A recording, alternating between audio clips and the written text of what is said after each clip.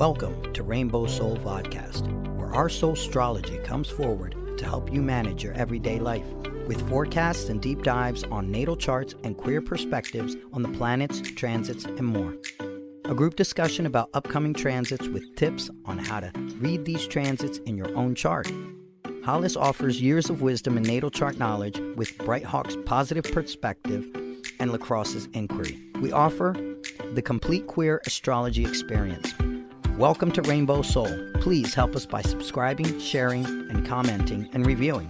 You can also learn where else Rainbow Soul is offered on our website at rainbowsoul.show.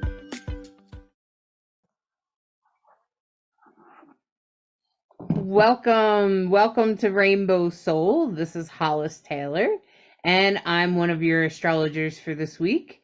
I am a professional astrologer. You can totally get a reading with me or check out my website at divineandrogen.com.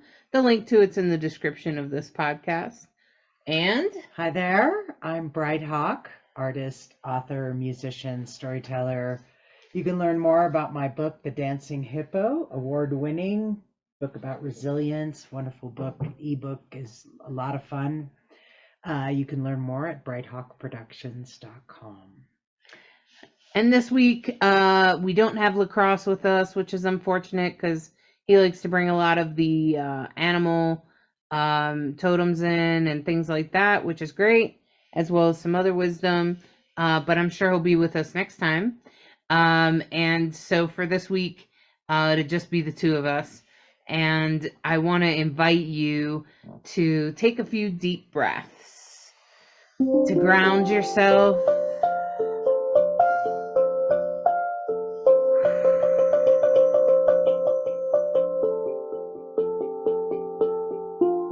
Just take a moment to allow your feet on the floor.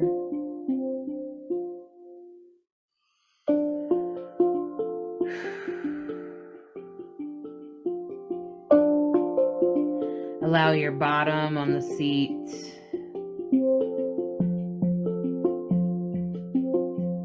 And as you become yourself in presence,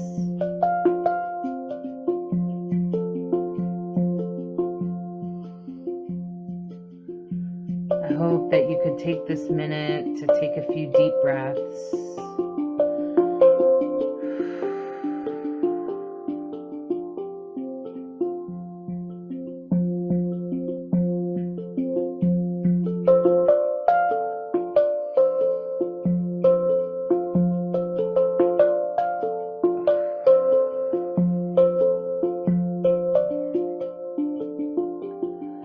I invite you to imagine yourself under a beautiful night sky.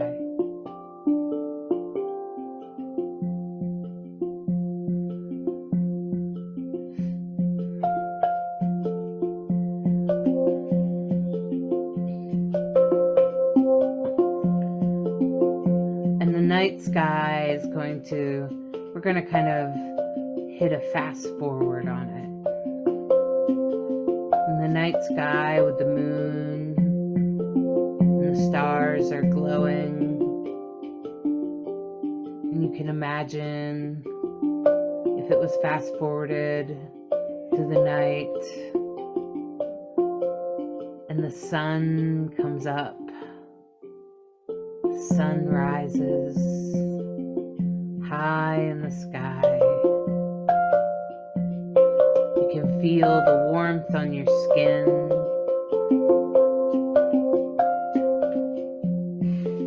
And in this moment, you start to notice something different about the sun, and the light changes. Not that you can stare at it too much, but in this moment, the moon moves across the sun, creating an eclipse. Maybe you've seen this before, and that's why we have our sky and fast forward.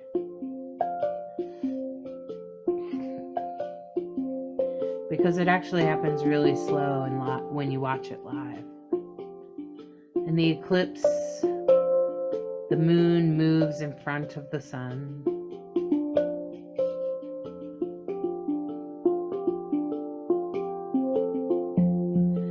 Creating a beautiful eclipse.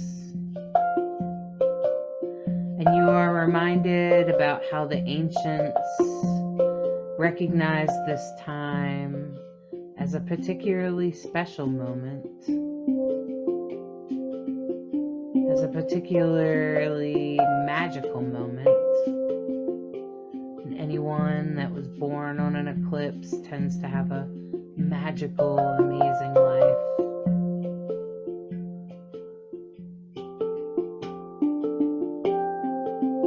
And for you,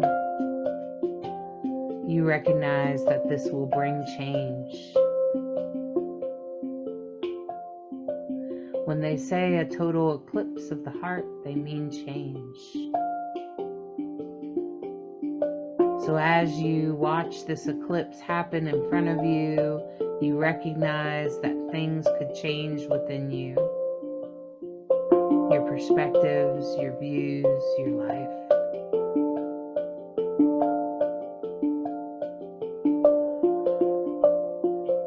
And you take a deep breath, and although change might feel scary sometimes, it's inevitable. It is the only constant. And we allow change to carry us forward into a better life, into a better expression, to an evolution of our souls that helps us live a better life.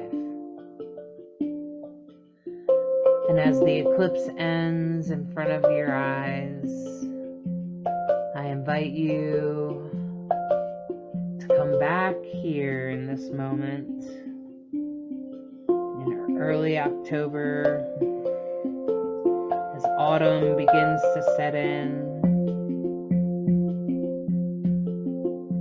and allow your body, feel your feet on the floor, feel your bottom in the seat, and wiggle your toes and wiggle your fingers. Open your eyes and come into the present of the here and now.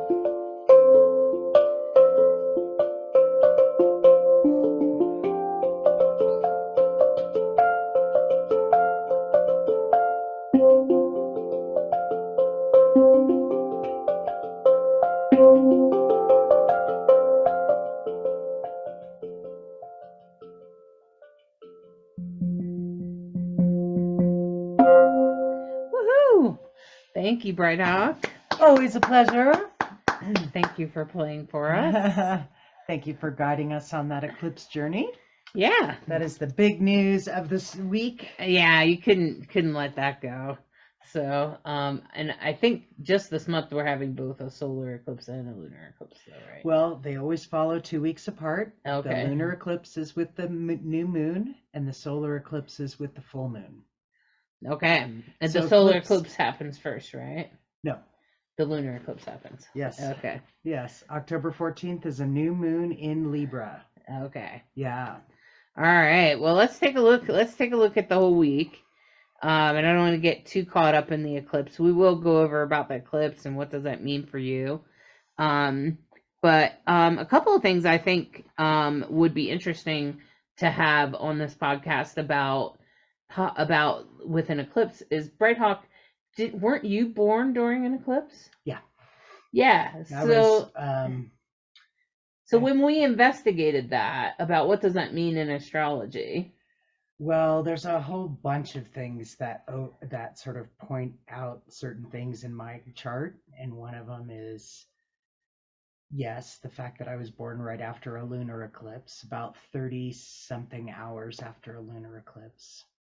I'm also at the anaretic degree, 29 degrees Sagittarius into Capricorn. So you're right on the edge of being a Cap. And that cusp is all about changing the world. No pressure. No pressure. You are here to change the world and make it a no. better place. And it's true. I've always felt like, well, isn't that everybody's job? but I found out, well, no, you're uniquely, knighted in that Uh-huh. purpose and need to express yourself in this lifetime and make a difference. Mm-hmm. So, and then there's the yod that we've talked about. Right. And so, yeah, there's a number of things that sort of line up. And of course, my birthday is winter solstice. So I thought everybody had their MCIC lined up straight up and down, I thought that's how everybody's chart looked. Well, you are Leo Moon, so. So then I learned that it can be anywhere in the chart. It just happens to be if you're a solstice, it's going to be on the axis. Right. So yeah, the new moon on the 14th begins what we call eclipse season, and the 2 weeks, that 2-week period, we definitely talk about as being a time of the thinning of the veils. It's very it's a very magical time. It's very if you've been working on making your dreams come true, some things could happen, right? And I remember reading that if a person was born on an eclipse, that they tend to have a very interesting life. And I would say that you've certainly had a very interesting life. You've been to Africa, you've climbed the highest mountain in Russia, in Europe, sorry. Yeah. And you were, you've done some pretty interesting things. You've been part of some pretty interesting groups. You've and again, and you've had a very mystical life. I thought everybody had an interesting life. No, I thought everybody had, no. And then I found out later that was not actually the case. No. I just thought that's how we all came, But... No. And so if you were born on an eclipse, and how can you tell if you were born on an eclipse? Well, it's actually, isn't it if the sun and moon are conjunct or completely opposite? Correct. Right? Correct. Mm-hmm. So if they're in opposition, meaning they're directly across the chart from each other, or if the sun and the moon are on top of each other. Mm-hmm. So that's how you can tell. Well, that's how you can tell if you were born on a new moon or a full moon. But now you need to also, when we're talking about eclipse, we're always talking about where the nodes, which are the luminaries for the sign. So that also comes into play. I can't say it. I don't want to go too far into a luminaries discussion because some people are really, really good at that, and I have just baby steps into that world. Well, we're all learning all the time. We're all learning all the time. So, yeah. So if you were born on, you can also just look at like what do they call those? The calendars. You could just look at Ephemeris. A calendar, go back to your birthday, and is... see if it was an eclipse. The ephemeris is the star Bible, if you will, about all the placements and where they are. See if there was an eclipse like the day before or day after your birthday. Yeah, and I sort of tripped over it and went, oh my. But your sun and moon are opposite each other, yeah? My moon is just off by a few degrees. Okay. Because of, there's like 10 hours maybe difference between the eclipse, so... Okay, like and the moon moves pretty quick. Right. So I just think it's interesting if you were born on an eclipse, and also you should also keep in mind that eclipses, whether it's in your sign or not, will affect you.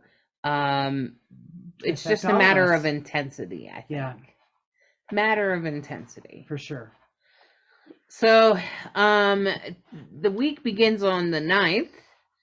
And we'll be carrying over the mystic rectangle from last week and they, those involve the nodes. So I'm just going to say whatever's going on in your life is probably super destined. It's meant to happen. This is what's supposed to happen. So allow it to happen. And the thing is that Pluto is squaring Mars. So it just makes me think a little bit about dynamics, about change and action and power dynamics. And it's possible that you could be having some issues with power dynamics with men in particular, or masculine people, or toxic behaviors, especially violence. So because Mars tends to and Pluto is, well, destructive sometimes. So Pluto squaring Mars, and it could be resolved. It could be easily resolved. And Saturn is in opposition to Venus. So and Saturn though um is in Pisces. So Saturn's not particularly strong in Pisces, but it is there, and it's in opposition to a whole bunch of planets of relationships. So if you find yourself questioning relationships or moving through relationships um, in a way that is changing, that's exactly what's supposed to be happening. As I said, with the mystic rectangle, it's supposed to be happening right now. Right. Yeah. So whatever happens, whatever doors close, just allow them to close, especially as we approach the eclipse this week. Mm-hmm. Yeah. Well, as you can see, the moon is a waning crescent moon because we're marching towards the 14th as a new moon. So you can see at first it's going to conjunct Juno, and then it's going to conjunct Lilith, and then it'll conjunct Venus. But first we start with Juno. So there's two yods that are happening. The first yod has been that same yod that has just picked a different point each week, where it's Pluto and Neptune on the base. We've been talking about this for months. And this time it's pointing at Juno, which conjunct the moon, right? So that's the first yod. And then the second yod is Mars and Juno, Mars, Juno, and the moon, I should say. Mars and Juno point to Neptune. Okay. And so that yod as well. So there's, when we talked about dreams earlier, Neptune is very much about our dreams, right? And so with Mars and Juno and the moon, there's definitely some action that can be taken towards the destiny of your dreams. Okay. I would say. Yeah. And then the moon is squaring Uranus, so that could be a little bit of a challenge. But it's trining Chiron, and it's in a trine to the North Node as well. And Chiron and North Node are conjunct pretty loosely. It's 7 degrees there, so you get the idea. Yeah. Okay. Well, yeah, and I was thinking about the moon squaring Uranus. And that could just be like emotionally you might want to resist change, resisting your path. Uranus often represents getting on your path, the way to your path. It often will push you towards your path. So if you're emotionally resisting some stuff this week, it's okay. But try to push through it, especially as the moon moves on. Yeah, it's a void moon.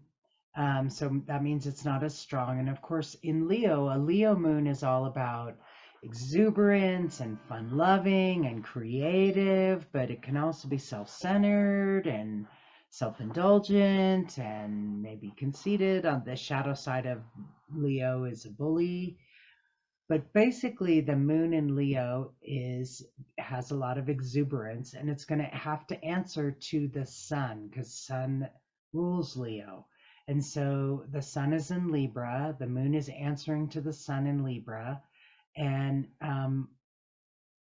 like we already said, that energy I think has some real positive potential with Juno.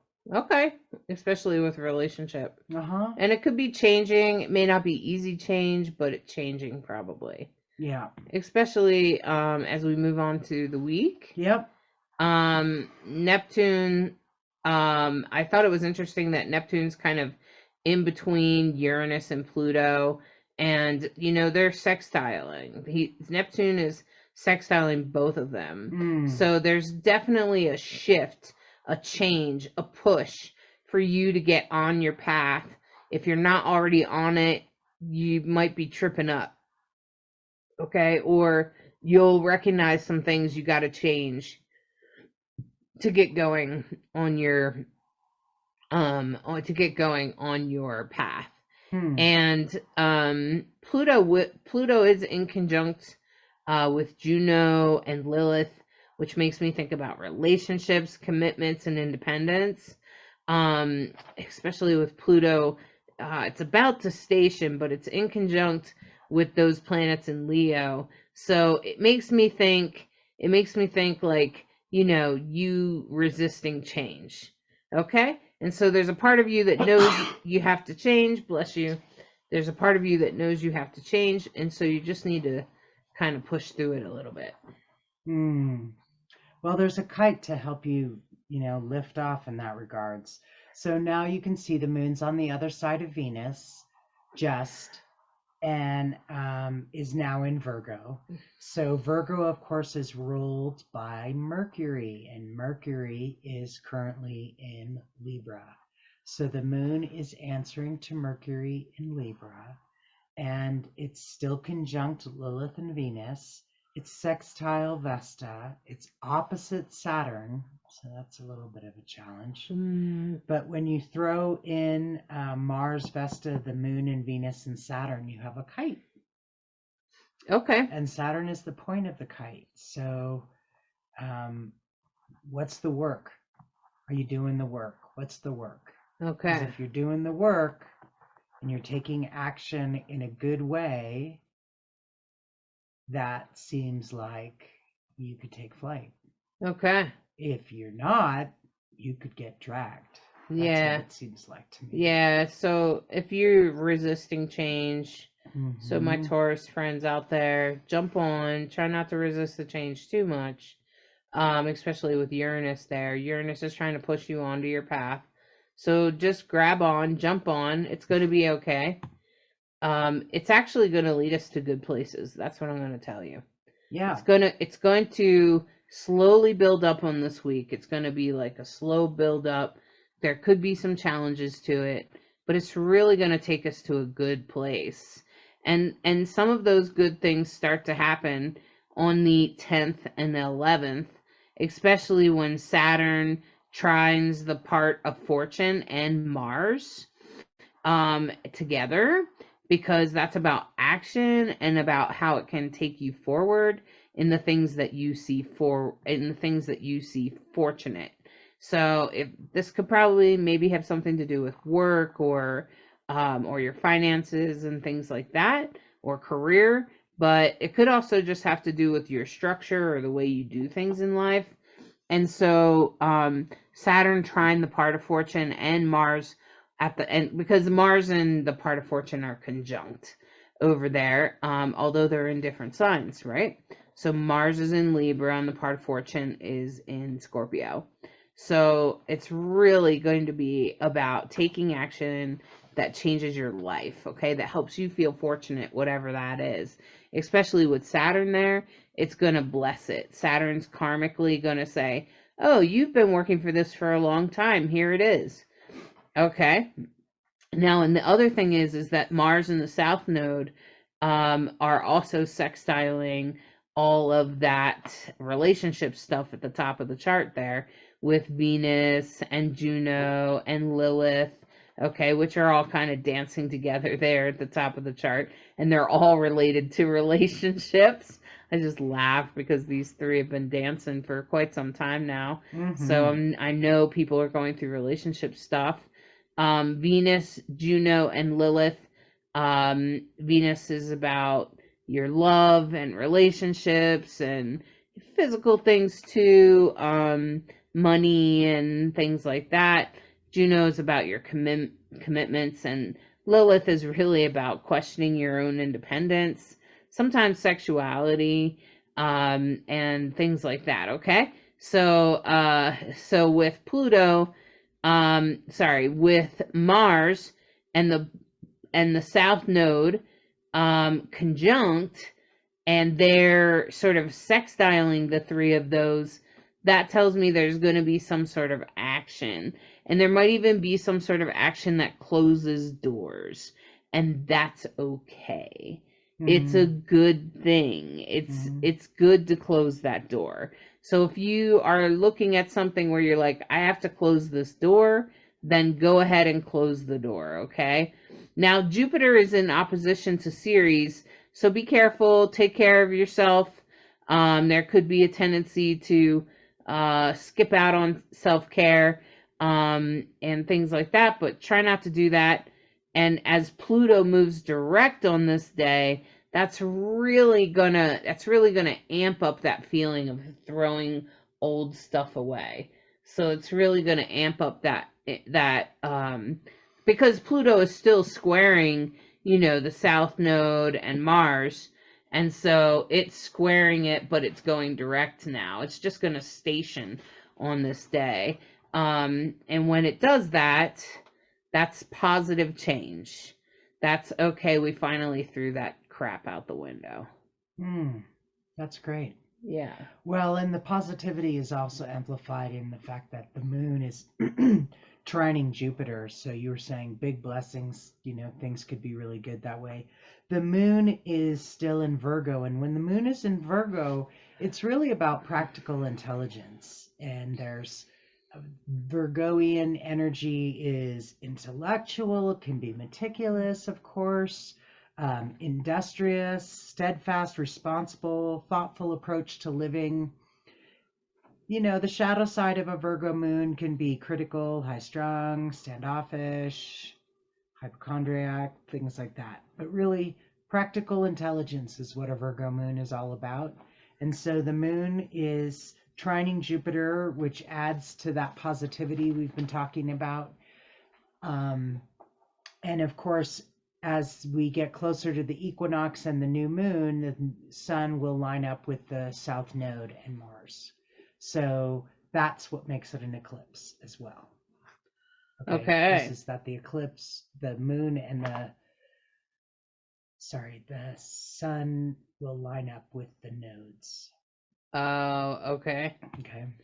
Okay. In this case, everything will line up with the nodes. Right. And it will line up with the South Node in this case. Okay. So, well, and over there at the South Node, Mars is conjunct it, but Mars is moving now into Scorpio on the 12th. So Mars moving into Scorpio is pretty intense because Mars rules Scorpio. So, Mars into Scorpio, that's about action. Could also be about having a sharp tongue. So, careful what you say. Sometimes Mars and Scorpio can very much say the perfect thing to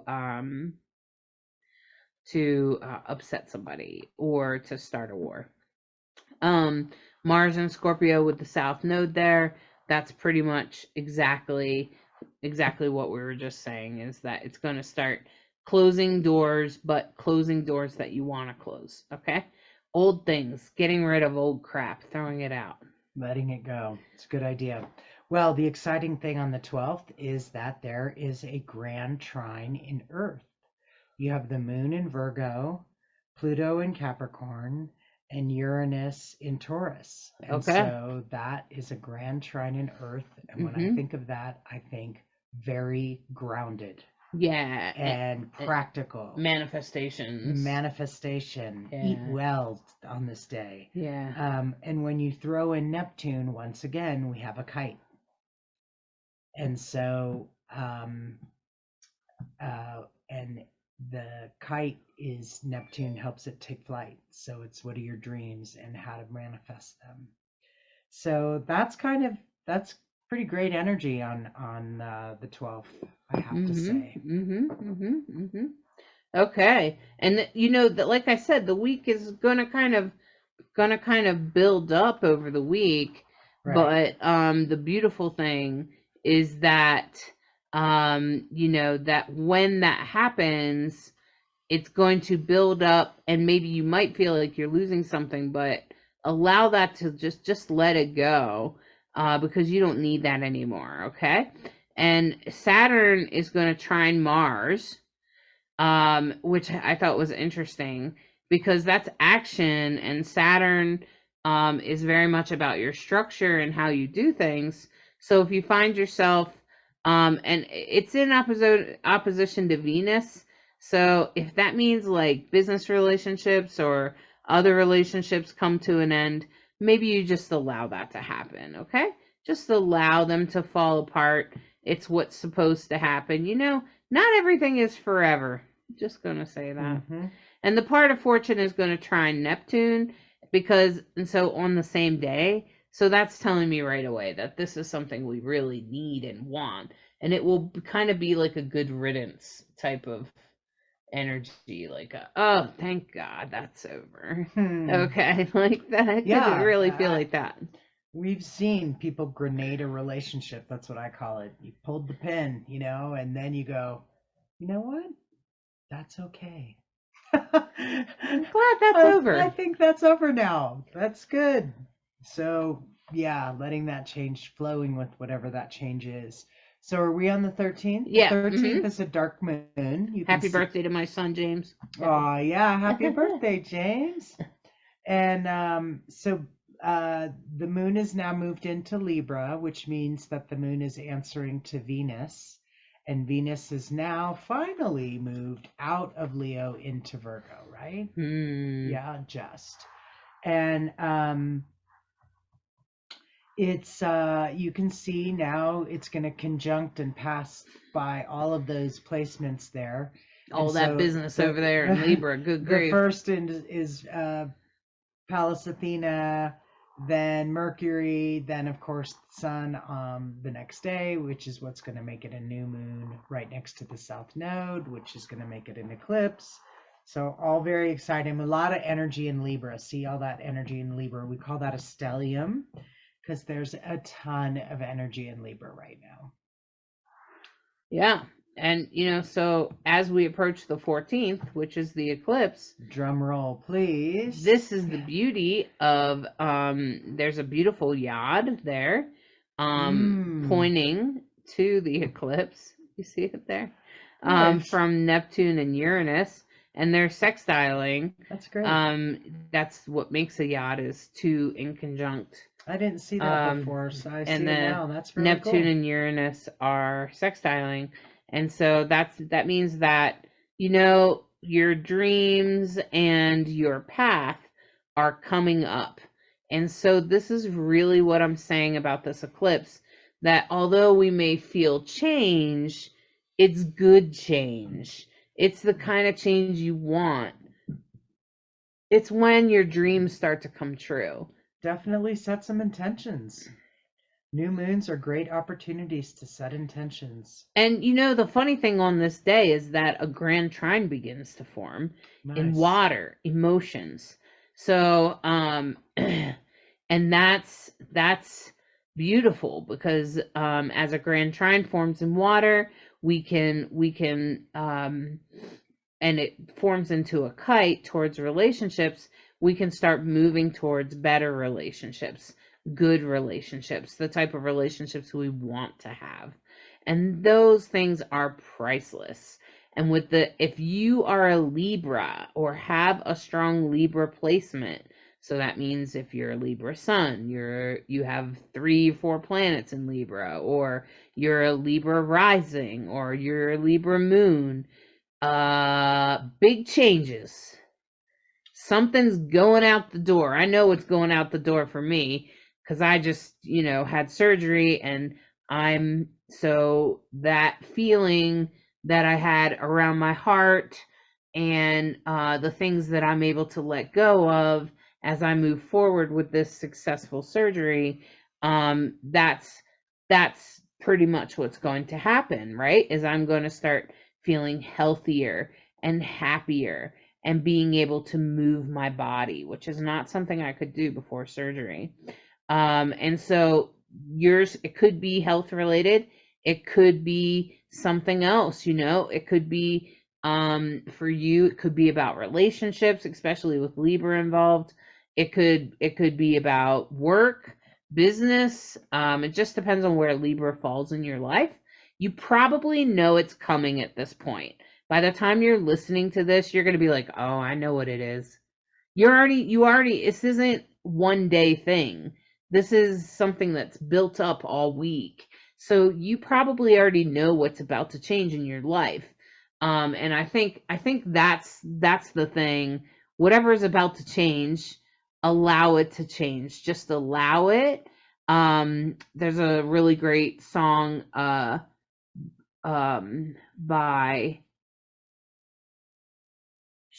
I think her name is Shyla Sugar Ray or something like that. It's called Existence. And in her song, she says, I allow, like, it's like an affirmation song, in my opinion. She says, I allow all things to be as they are. And that's, we have a tendency to control things. We want to control the weather, we want to control mother nature, we want to control our health, we want to control our partners, our neighbors. I mean, come on, like, humans generally want to control everything.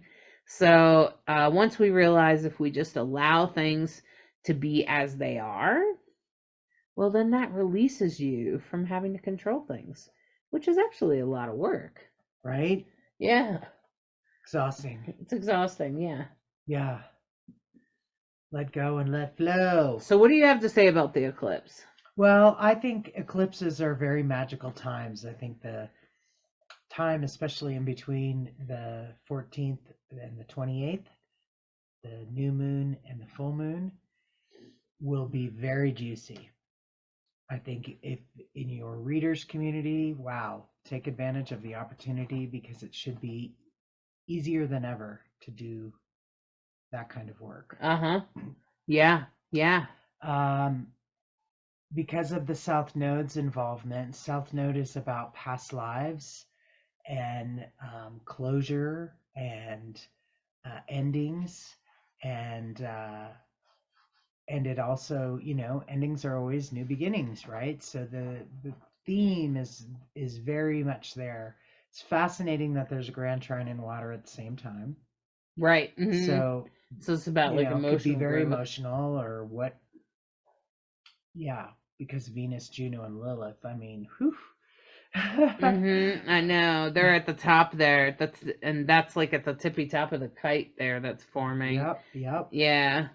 And so there's actually two kites. There's the one pointing down at Neptune and the one pointing up at relationships. Right. So I wouldn't be surprised if you change relationships, or some people may experience more depth in their relationship. You may fall in love with your partner even more than you ever loved them before, which, being a person with some experience with long-term relationships, that's a pretty good sign. So, it can happen. You can fall in love with your partner again. It's not that you fell out of love with them, but you fall deeper in love, or there's a deep respect or a deeper understanding of each other in a really beautiful way. That could definitely happen, especially with Leo. That could really push you towards a deeper commitment to your partner. So if you're already in a relationship, consider that. Like, you're like, well, I'm not breaking up with my partner right now, but consider that you might have a deeper understanding with your partner. You might have a deeper love with your partner. And take a look at where Leo is in your chart, and what's going on there, because if it's in your house of career, for instance, which is the 10th house, then it might be about your job. Maybe you love your job more. Maybe you get a promotion. Maybe you decide to commit a little bit where you're like, I think I'm just going to stay at this job. Okay. So whatever it is, it's probably going to have something to do with commitment. And with the eclipse, it's very much going to be about throwing something out, throwing out an old way. Cool. Well, we finished the week with the moon in Scorpio. So when the moon is in Scorpio, it's answering to Pluto, which is in Capricorn. And you can see now the moon is conjunct Mars. And it's just going to keep going right there and finish off with being conjunct Ceres, right? Is that the one with the question mark? Yes. Okay. They're almost conjunct. They're So that grand trine, it also becomes part of the grand trine in water because you have Mars and the Moon and Saturn and Vesta, and then again you have that throw in Venus and you have a kite. Right. So again, that water continues, and pretty great aspects, trining Saturn, trining Vesta, Yeah. sextile Lilith. Even though there's an opposition in the sky with Jupiter and the moon, I think it's still going to be a very positive Right. thing. That was my You own might be thought. emotionally surprised or emotionally taken aback or something. But I still think it's going to be really good. Vesta is going to be involved, so that's about your spiritual commitment. So, and psychics, if you're a psychic reader or a medium or anything like that, then I know there's a lot of you out there that listen. So I just want to say, hey, this is a great time to do your readings. This is a great time to learn, Big time. also to start new ways or new methods, especially with the part of fortune sextiling Mercury and Athena, because the thing about that is that, Mercury is about what you say and channeling, and Athena is about your strategy, and the part of fortune is in Sag. So that could mean that what you say or do could help you in your future endeavors, especially if you see travel as a fortunate thing. So I would just say that psychics, Yeah. you're gonna have a really beautiful time. If you are a person that likes to get readings, this is a great time to get a reading. And even if you're a person that's studying any kind of metaphysical arts or engage in metaphysical arts, now's the time. This is it. And if you want to learn something, this is a great time to learn something because you'll have something completely new. Okay? Yeah, and with the moon in Scorpio, the moon in Scorpio is all about the spiritual nature. Moon in Scorpio is about imagination, can be very determined, can be very creative, ambitious, and definitely emotional. If you noticed a theme, astrology likes to point to certain themes over and over. So the Scorpio moon, Scorpio shadow side of the moon can be obstinate, secretive, jealous. But really, when I think of a Scorpio moon, I think, wow, tap into your spiritual nature. Yeah, And so because everything you Scorpio is said very about spiritual. Yeah. encouraging readers to read this week, wow, especially on the 15th, it's a great day for readings. Especially with Vesta trining the moon in Scorpio. all that, Because the moon is trining Vesta. Yeah. So in that moment, and a trine is really easy Really blessing. nice. And that's about and Vesta is about your spiritual growth and your spiritual commitment, where what you're dedicated to. Yeah. Okay. So it's a really actually a great great week. Yeah. I don't think this eclipse has to be scary. No. So don't make it scary. It actually seems like a pretty good one. And although there might be a lot of change around it, I don't think it's going to be hard. Okay. And I'm going to shuffle these tarot cards. Yeah, you and got a reading for us? I'm going to pull 3 cards from the Love is Love deck. This is the Pride deck. I love this deck. It is one of my favorite decks so far. And I would say that what makes it beautiful is that I love the collaboration.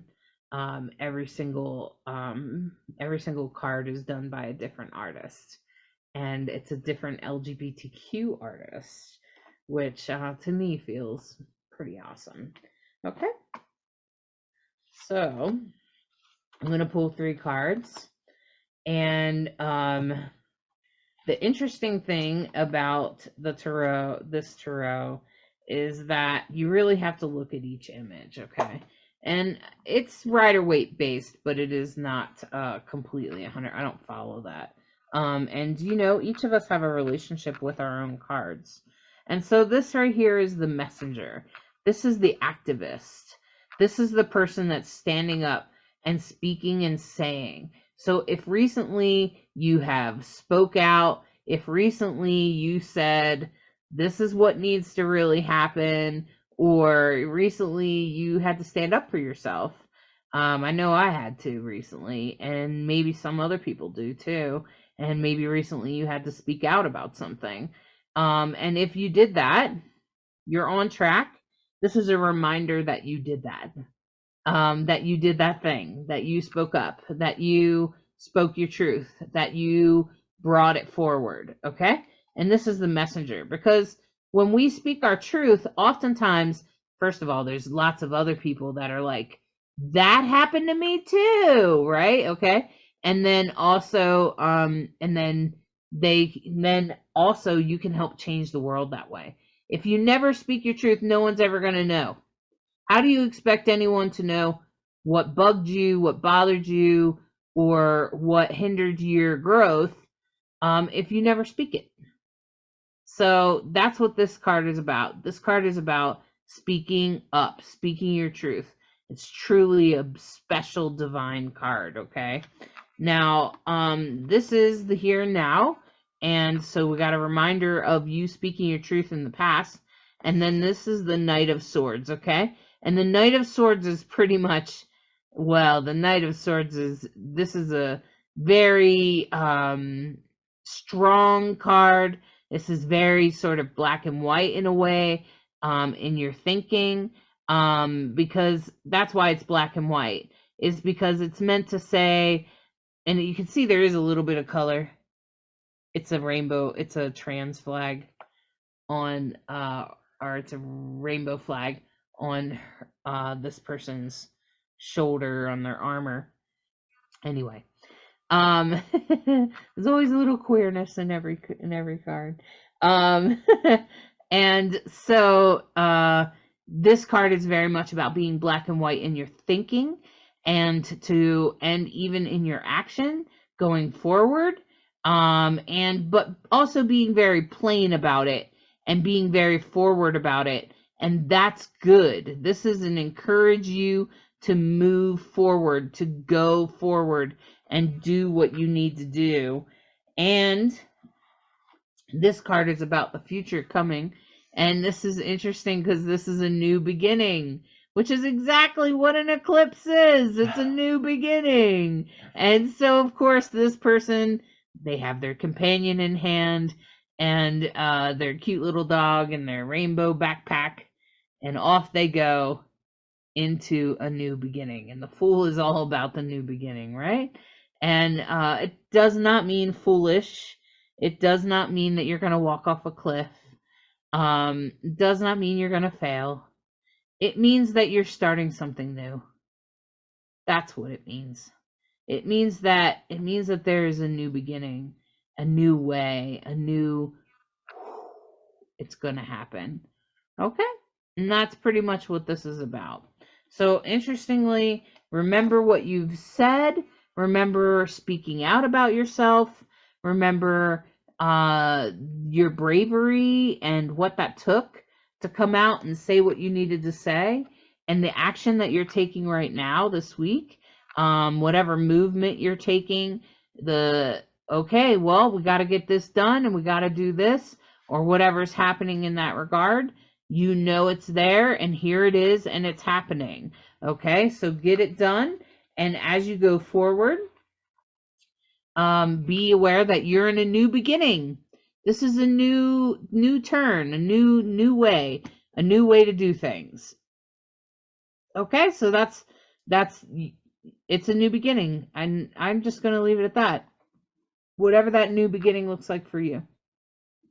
Okay. Speaking of new beginnings, I've started selling some of my artwork on Etsy, and this is one of the examples of a crystal grid. I include the crystals.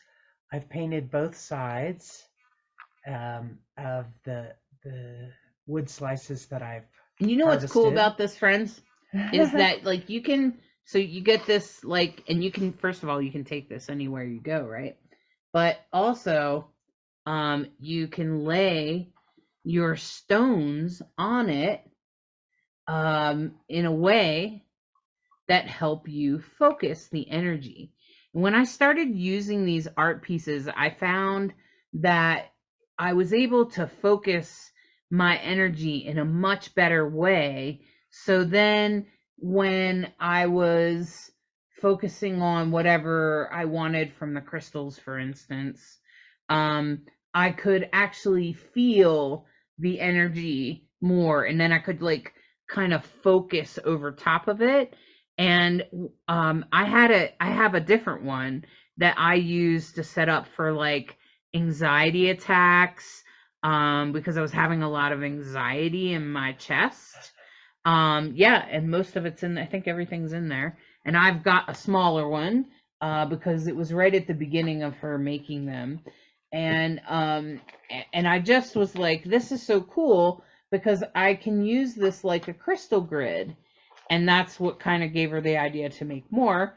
But as you can see, this is a nice big one. You could have this on your altar, and it's got two different sides, you know, so you could use this for some things and maybe use this to remember how you're connected to the world, or to bring a little om in your life, eh? So, I mean, it's just, I just wanted to like kind of go through how they're special, why crystal grids are so cool. Because, you know, if you go online, look for crystal grids, you won't find anything like that. Nothing. You'll find me at Bright Hawk Art at Etsy, and you can always find the link from my website at brighthawkproductions.com. Yeah, and you get different sizes, crystal grids, and I'm having fun creating more art. And it's so beautiful. Thanks for your support. I think that the fact that you focus your energy, like you might be listening to astrology or something about sacred geometry or something like that while you're painting, I think adds to the energy of things. And the fact that the wood slices, you're cleaning up the forest. Yeah, I've literally hand harvested all of the pieces because most of it is beetle kill that's been on the forest floor.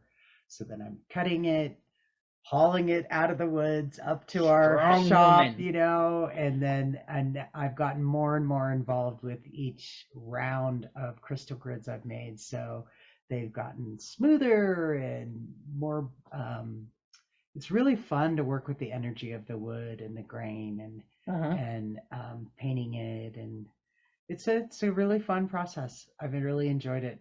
Yeah, and it's beautiful to watch them come out and to see, you know, what patterns or pictures she puts on each one, and I'm even starting to work on ornaments because holidays are coming and lots of people like ornaments. So yeah, why not? So how about that? So lots of beautiful artwork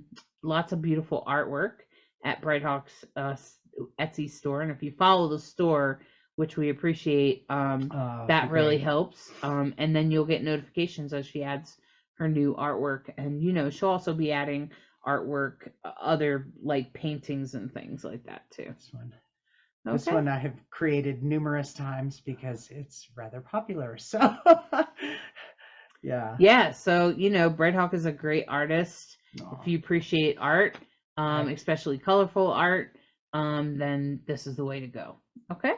Well, it's very fun to create. I hope you have a great week. Thank you so much for listening to Rainbow Soul. And we hope that you have a great eclipse. May it be powerful and beautiful, and may all your dreams come true. Yes. So make them good dreams. They will come true. Good things are going to happen, my friends. That's right. All right. Well, make sure you like, you follow, or comment or whatever. I love hearing from you guys. I love hearing about you know, what came to fruition for you. I'd love to hear from people out there how the eclipse manifests for you. Okay? Oh yeah, for sure. Share your eclipse stories. All right, my friends. Bye-bye. Thank you for listening to this week's Soulstrology and subscribing, liking, sharing, and reviewing. We hope you enjoy this dose of Soulstrology and encourage you to embrace the week ahead with an open mind and heart so that you may integrate the deepest of lessons from the stars. Take a moment to step outside and honor the planets, stars, and moon in the sky with your heart.